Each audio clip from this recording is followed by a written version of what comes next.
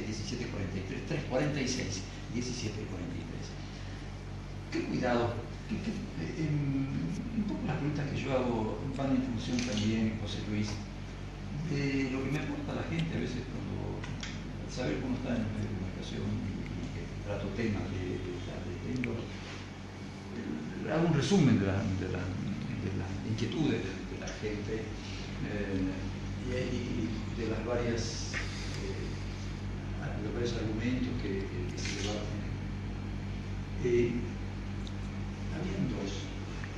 Hace unos días atrás salió que las gobernaciones y las alcaldías en general solamente habían invertido el 50% de sus presupuestos, 60%, ahora si no sé un poquito la noticia. La pregunta dice, ¿cómo es esto? ¿Cómo puede ser? Primero, una pregunta. Luego, la segunda es, ¿cómo puede una gobernación servir no solamente como un respaldo económico, sino como un respaldo político, de una especie de compromiso político que tiene un peso por el poder de la misma institución?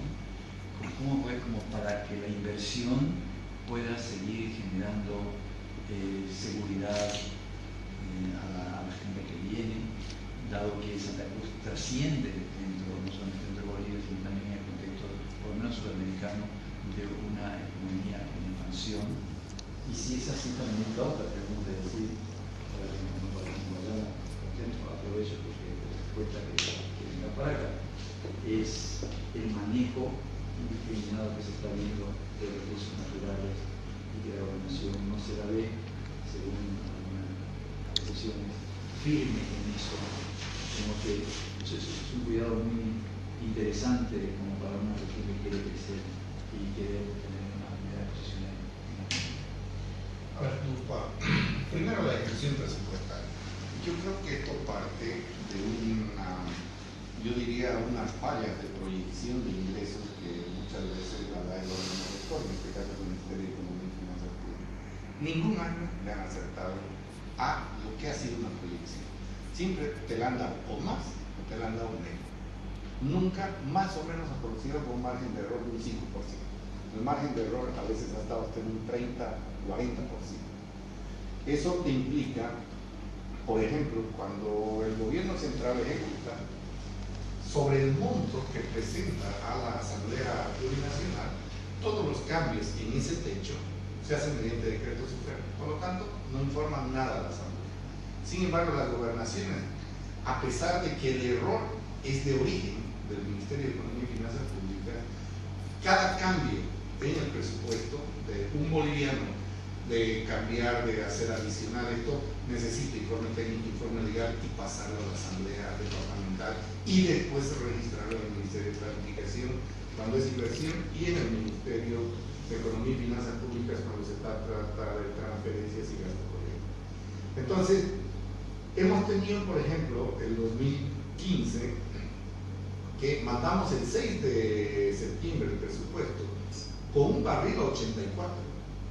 Y todo 2015 nos depositaron con un barril a 50, o sea, nos depositaron 30% menos. Este año sucedió lo mismo, hemos recibido 33% menos de regalías de hidrocarburos, porque también proyectaron un precio de 45 y el promedio que se ha pagado son 28, 29 en algunos meses y han recortado porque pagaron mucho más antes y recortaron este año.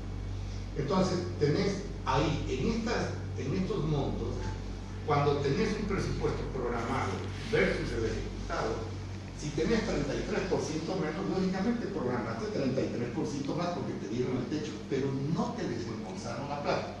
Es como que vos digas, yo gano 10.000 bolivianos al mes y lógicamente para ejecutar el 100% tengo que gastar 10.000, pero te dice, usted va a ganar 10.000 al año y te depositan solo 7.000. Y ejecutas el 70%, porque generalmente ejecutas el 95% de lo que te depositan. Ese 30% no lo ejecutas porque no tiene la plata. O sea, no lo depositó el yacimiento ni lo depositó el Servicio de Impuestos Nacionales. Sí, en todo caso, es porque del programado, que es presupuesto, es mal proyectado, lógicamente se ejecuta solamente lo que te llegó líquido. al punto que de ahí son los saldos de caja y banco, que en este momento No han tenido que pensando hacer políticamente mal. Arteramente, sí. Claro. Eso lo utiliza arteramente, toda la vida hace lo mismo el ministro y los viceministros. Ahora, ¿qué ha hecho en este caso? ¿Qué puede hacer la gobernación y como un gobierno autónomo para generar la estabilidad que tiene que tener una inversión? Primero, tener claro cuáles son los proyectos de impacto apreciable, estudios a diseño final, no improvisar con el tema de las inversiones y priorizar el tema de sus inversiones. Por ejemplo, nosotros tenemos que trabajar donde no entra el sector privado, caminos, todo lo que se refiere, por ejemplo, a investigación muchas veces que lo hacen, ¿no? Y el tema de salud, porque resulta que la salud también te desequilibra el tema del funcionamiento de la producción y te baja productividad porque una persona enferma en la familia te desestructura el funcionamiento familiar.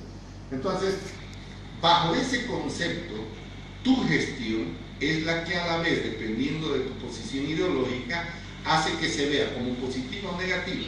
En este caso, la del gobernador Rubén Costa, que sí dio lugar a generar una parte política con una institución, con un presupuesto menor al 1% del presupuesto general de la nación, en el cual te permite también con su liderazgo generar un partido político, que todavía no sabemos candidaturas para más adelante. Pero es la buena gestión la que te permite también ser una alternativa en algún momento y que la gente también lo piense distinto de lo que ha sido el gobierno y la gestión del gobierno, que se gastó el 99% con 5 veces o 6 veces más plata, como dijo Gary, pero no tenés 6 veces más salud, 6 veces más educación, 6 veces más seguridad ciudadana. Entonces la gente lo siente en el bolsillo. Entonces lo único que queda es que una buena gestión institucionalizada te va a generar una inversión pública eficiente. En Bolivia no hemos pasado del 12-13% del Producto Interno Bruto, porque sube el monto, pero no pasa del 12% del Producto Interno Bruto, lo cual no es suficiente para crecer. Entonces, y si no se la gasta, no se invierte, peor todavía, porque no invertís el 30%. Entonces, ahí viene el tema desde el punto de vista de la publicidad política y tu mala gestión, que eso sí lo ha hecho bien el gobierno, porque la publicidad es excepcional, yo creo que ha sido uno de los mejores sistemas de comunicación que se han hecho en toda la época republicana. Entonces, y vamos al tercer punto como parte de tu gestión, que vamos al tema medioambiental.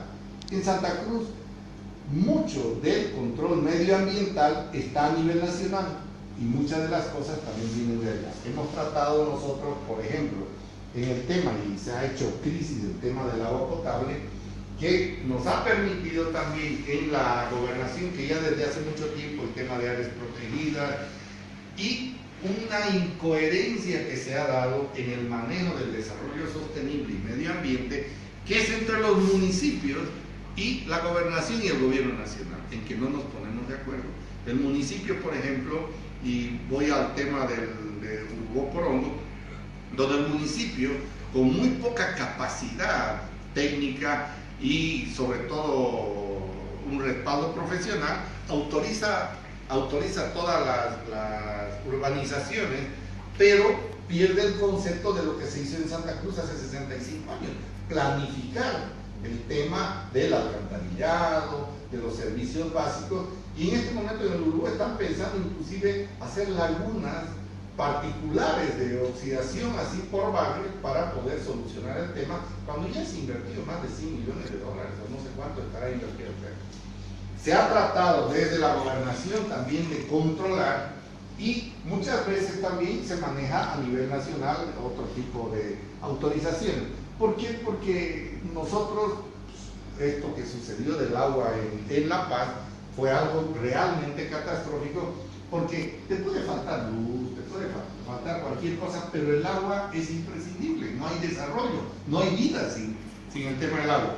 Entonces, esa fue la improvisación por no mantener, por ejemplo, lo que se hizo aquí con Zaguapac, más o menos las reservas que se tienen en áreas protegidas, que por cierto en los últimos 5 años hemos tenido un avasallamiento, pero espectacular de lo que es Santa Cruz, en un desorden total, y en eso coincido con vos. Te voy a decir la pregunta que me...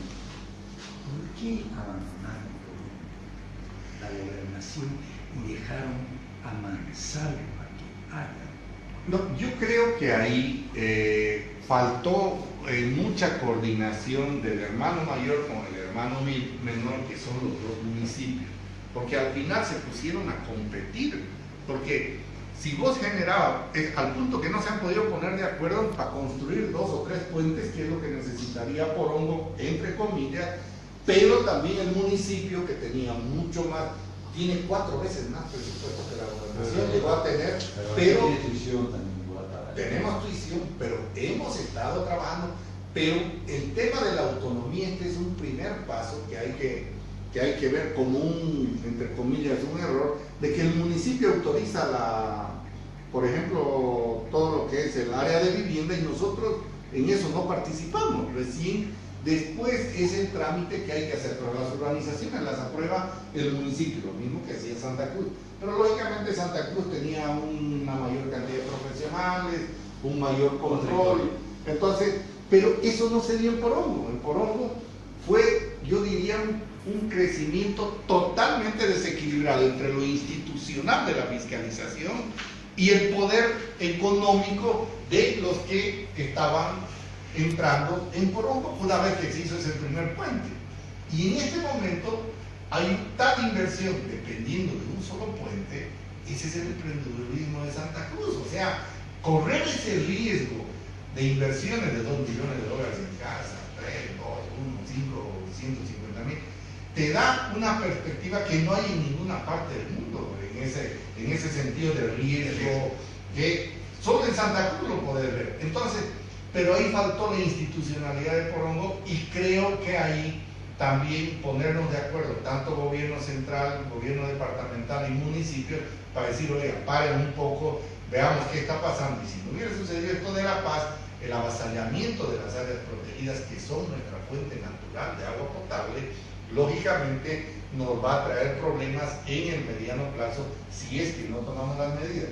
Se está trabajando en este sentido, y por suerte en La Paz, ahora que, por ejemplo, se supone que la van a cambiar a la ministra de Medio Ambiente, lógicamente se puede hacer un trabajo coordinado, porque el tema de desarrollo sostenible y medio ambiente ya es una cuestión de sobrevivencia y sostenibilidad de corto, mediano y largo plazo. Lo que dice Gaby, todos estos cambios climáticos en el tema de siembra, ha cambiado totalmente la época de siembra, por ejemplo, que nos está creando serios problemas, y todo este problema de plagas, todo lo que hay, si no lo tomamos en cuenta, vamos a tener serios problemas, y Porongo va a ser el primer problema, porque sabemos de que hay mucho descontrol, inclusive cuando haces el manejo de basura. Por ejemplo, fíjate, estás de una u otra manera, estos entierros sanitarios que estás haciendo, ¿cómo pueden haber 110 hectáreas de lo que son los entierros sanitarios? O sea, cuando podés poner una planta que te cuesta ahorita 60, 70, 80 millones de dólares para quemar la basura y generar electrificación y evitarte ese problema. Porque al paso que va, esos entierros sanitarios van a hacer que tengamos los acuíferos y contaminados. Entonces ya tenemos los acuíferos así. Tienen que hablar con el alcalde, que es de ustedes, el alcalde, llega a leer fácil. Claro, no, se ha estado coordinando. Me comentaban eso además. Sí, se fue el tiempo. El dueño de la radio es muy amable. Gracias, y hay que recordar cortito. Para tener una buena cosecha hay que tener una buena siembra. Para tener un país próspero hay que tener buenas políticas. La disposición del sector empresarial de ir para adelante con ese altísimo grado de riesgo que dice el licenciado Parada es real. Hay que darle condiciones para que la gente tenga empleo, tenga mejor calidad de vida el día de mañana.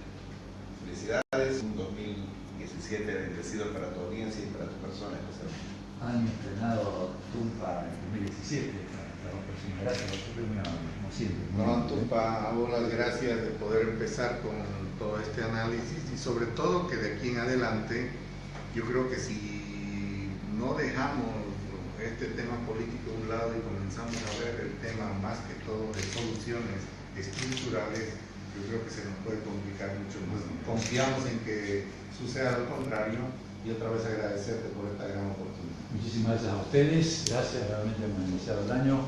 Un beso enorme, tumpa mañana, nos esperamos. Chao, chao.